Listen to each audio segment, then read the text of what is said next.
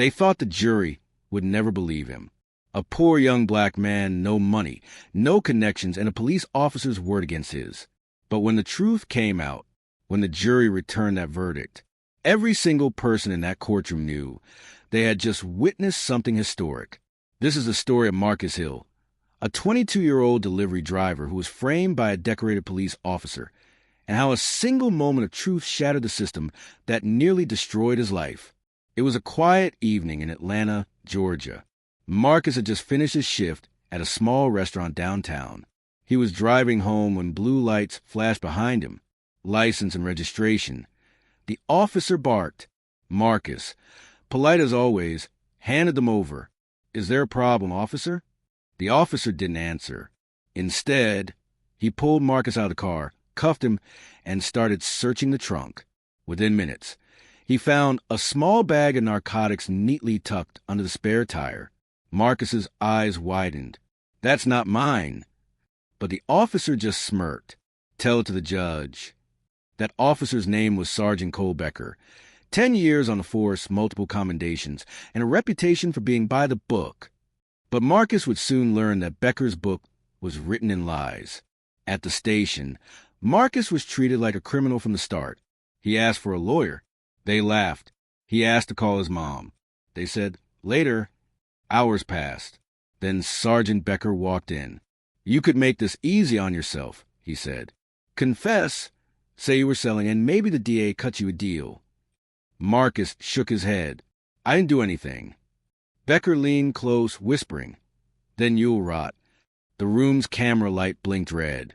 But what Marcus didn't know was that Becker had switched off the audio before entering.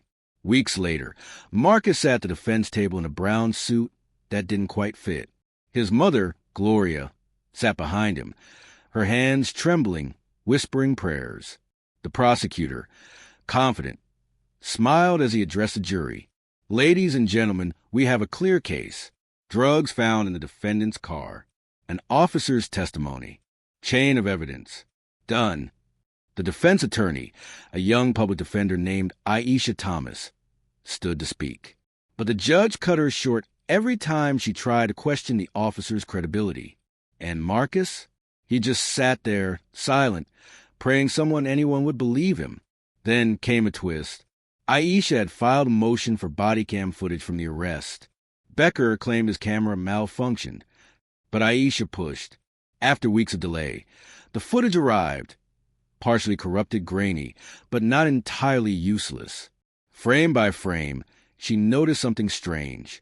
In one scene, Becker walks to his trunk, leans in, and comes out holding a small evidence bag. Before he even approaches Marcus's car, her heart raced. She called in a forensics expert to enhance the footage, and what they found changed everything. Day 12 of the trial. The courtroom was packed. Reporters filled the gallery. Even the judge looked uneasy. Aisha called Sergeant Becker back to the stand. "Sergeant," she said calmly, "you testified you discovered narcotics during your lawful search of Mr. Hill's vehicle, correct?" "Yes." "And that you did not possess those drugs prior to the search?" "That's correct." She paused. Then, slowly, she turned to the courtroom monitor. "Let's roll the footage." The jury leaned forward as the screen flickered. There was Becker, clearly seen removing the evidence bag from his own trunk. Gasps filled the room. Becker's face turned pale. The prosecutor froze. "Would you like to explain this, Sergeant?" Aisha asked. Silence. Becker stammered. "That's not what it looks like." But the damage was done. The courtroom erupted. Even the judge struggled to restore order. The jury deliberated for just 2 hours. When they returned, the foreman's voice trembled slightly. "We, the jury, find the defendant, Marcus Hill, not guilty."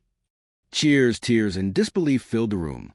Gloria collapsed into her son's arms. Even a few jurors wiped their eyes. But that wasn't the end.